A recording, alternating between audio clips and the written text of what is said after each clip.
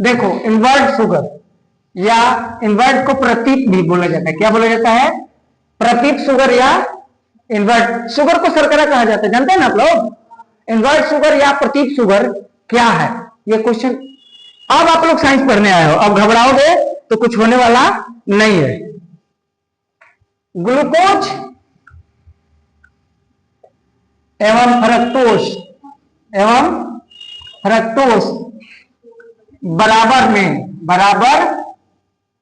अनुपात में अगर मिलाया जाए, ये दोनों का बराबर अनुपात होता है तो क्या कहलाता है? प्रतीक शर्करा या इन्वर्ट शर्करा ना। हाँ शुगर, जिसे शर्करा भी लिख सकते हो।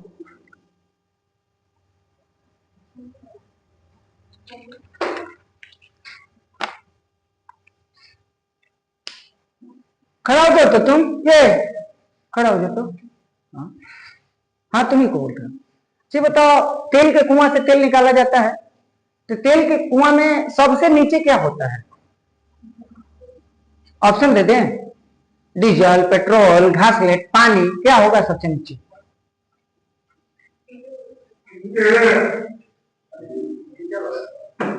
तुमसे पूछे, बैठ जाओ, कोई अपना दिमाग लगाइए। क्या होगा आदित्य? पानी। सबसे अधिक घनत्व किसका है? पानी में कोई भी तेल डालोगे तो पता चलेगा कि नहीं? ऐसा कोई तेल बताओ जिस पर पानी तैर जाए, है कोई तेल? हाँ, पानी का घनत्व अधिक है, इसीलिए सब लिक्विड लगभग उस पर तैरते हैं। और दूध और पानी का डेंसिटी बराबर है, इसीलिए वो भूल जाता है ना। कहीं भी पूछा जाए तो लिक्विड में सबसे नीचे क्या रहेगा? पानी ही रहेगा। पारा थोड़े ना है, पारा तो रहेगा नहीं कुआं में, तो तेल के कुआं में सबसे नीचे वही होता है। अच्छा, तेल के कुएं में जब आग लग जाती है तो उसे बुझाने के लिए हम किसका प्रयोग करते हैं? ऐसे जो आग लग जाती है तो कार्बन डाइऑक्साइड से हम बुझा लेते हैं ना। लेकिन तेल के कुआं में जब आग लगती है तो उसे बुझाने के लिए हम किसका प्रयोग करते हैं? झाग का झाग, सरफ और साबुन का झाग देखे हैं ना, उसी को डाल के हम उसे बुझाते हैं ना। पेट्रोल से लगी आग कभी पानी से ना बुझाना, अगर विद्युत से लगी आग कभी पानी से मत बुझाना। उस पर धूल डाल सकते हो, क्या? धूल से, सूखे चीजों से उसे बुझाओ और कोशिश करो कि ऑक्सीजन वहां ना हो पहुंच पाए। जैसे मैंने बोला, पेट्रोल के कुएं में आग लगती है तो झाग डालते हैं। झाग क्यों डालते हैं? तेल तक ऑक्सीजन ना पहुंचे, ऑक्सीजन नहीं पहुंचेगा, आग जलना बंद हो जाएगा। यानी दहन की जो पहला शर्त यही है कि ऑक्सीजन की उपस्थिति। दहन पूर्ण रूप से कब होगा? दहन कितने प्रकार का होता है? पूर्ण, अपूर्ण, विस्फोट। दहन कितने प्रकार का होता है? 3 प्रकार। पूर्ण दहन जिसमें अवशेष न के बराबर बचता है, जिसमें अवशेष न के बराबर बचता है। कोई गाड़ी देखना एकदम काला धुआं देता है, इसका मतलब कि वहां पूर्ण दहन नहीं हो रहा है। जो गाड़ी एकदम धुआं नहीं देता है, इसका मतलब कि उसका दहन सही है, पूर्ण दहन है। कोयला, कोक देखे हो आप लोग? ये कोल्डर कोयला जो हल्का होता है, कोयला आधा जलाया हुआ कोयला रख के अंदर आग लगाता है, ऊपर से मिट्टी लिफ्ट कर देता है, यानी वहां तक ऑक्सीजन नहीं पहुंचे। ऑक्सीजन के अभाव में जो दहन होता है उसे क्या बोला जाता है? अपूर्ण दहन। दहन की सबसे तीव्र विधि विस्फोट कहलाती है, जैसे पटाखा, बम, इस सब में भी तो दहन होता है। वो कौन सी विधि है? विस्फोट। अब क्लियर हो गया कि दहन कितने प्रकार के होते हैं, ठीक?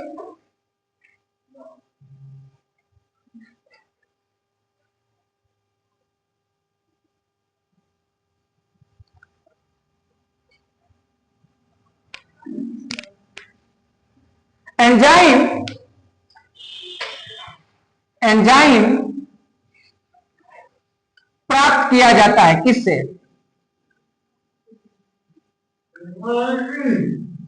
सूक्ष्म जीवों से। किससे प्राप्त किया जाता है? सूक्ष्म जीवों से। समझ गए हैं? और एंजाइम जो भी होते हैं वो मुख्य रूप से क्या है? प्रोटीन। हाँ बोल रहे हैं, हाँ। कार्बन, एंजाइम एक जटिल है, जटिल कार्बनिक संरचना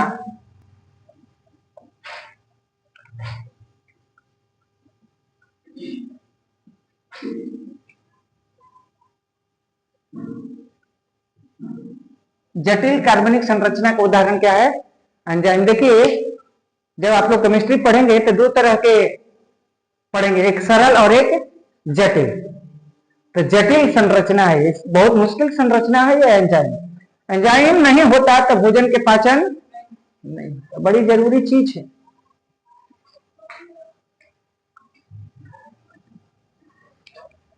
सफेद स्प्रिट क्या होता है बाबू? सफेद स्प्रिट, सफेद स्प्रिट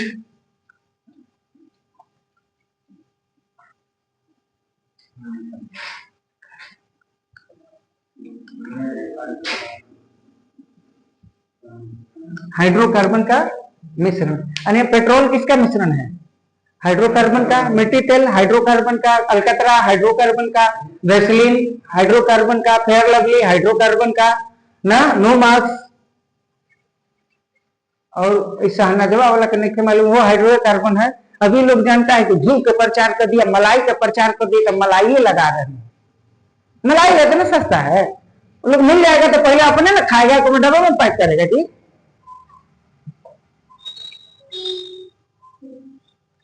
पिपरमेंट के तेल से क्या बनाया जाता है बाबू? पिपरमेंट हम लोग के गांव के अगल बगल खेती होती है ना,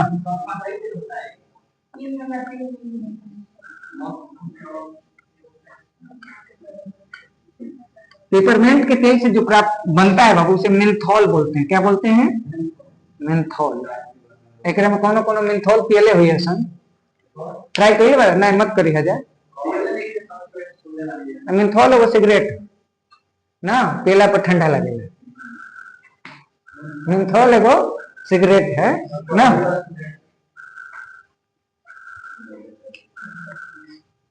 भले थोड़ा बाबू गड़बड़ा गए पैदा होके में, न तो हमरा तो राजघराना में पैदा होके के चाहते रहे। दुनिया का सारा ऐसो आराम के बारे में जानते नहीं। बॉम्बे में रही ना तो रोज 150 खर्चा करके वीआईपी होटल में चाय पिए जाते थे, और वीआईपी लोगों से मिलते थे। हीरो हीरोइन आप लोग देखते हो पर्दे पर ना, ऐसे आमने सामने।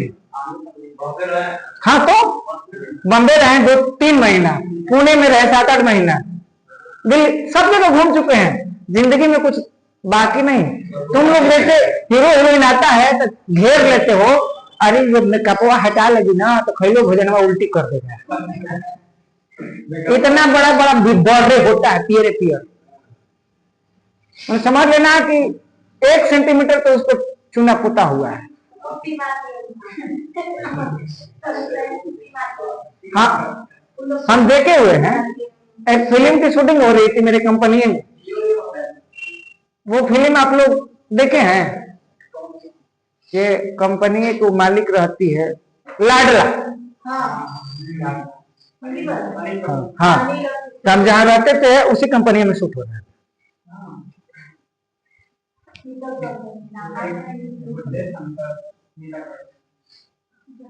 इंटरफेरॉन किसका नाश करता है? इंटरफेरॉन, इंटरफेरॉन नाशक है। नाशक या संदमन, नाशक या संदमन एक ही चीज है। हाँ, संक्रमण का, किसका? संक्रमण को नाश करने के लिए कौन सी दवा चलाई जाती है? इंटरफेरॉन चलाई जाती है।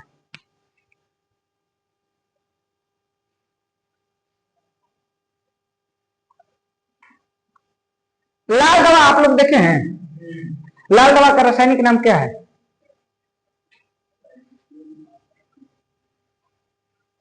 लाल दवा पोटेशियम परामैग्नेट। लाल दवा को, अच्छा, चोट या छील जाने पर जो दवा उपयोगी है, अब समझ में आ रहा है? छिल जाता है कहीं तो डॉक्टर कहता है तो ललका दवाइया या पियर का दवाइया ना, तो जो लाल होगा उसको क्या बोलेंगे? पोटेशियम परामैग्नेट। परामैग्नेट।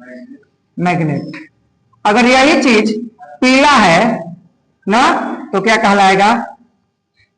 आयोडोफॉर्म। समझ गए? ये क्या है? लाल है तो पोटेशियम। अब नहीं समझ रहे तुम लोग, एकदम प्रॉब्लम तो यही है कि जड़वे में तेजाब डाल दिया है। 8वां 9वां 10वां में कुछ पढ़ाया होता तब ना।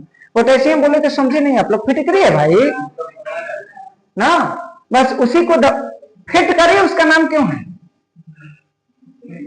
कितना बेहतरीन चीज होगा कि उसका नाम लोगों ने क्या रखा? फिट करी। आँख खाई बा गड़ता चबता पचकता फिटकरी डाल दो, गला में खरासा गलेला कल कहीं मैंने कट गई छिलमिल फिटकरी लगा दो ना, दाढ़ी बना लगा दो, गोल होके के बाद फिटकरी के पानी में धोल। फिट करी। बुखार लगा है, थोड़ा मटर भर दे दो, खा लिया बुखार ठीक। कितने रोगों में काम आता है, इसीलिए उसे बोला गया फिट करी ना। खराब कभी ना करी, जब करी तो फिट करी।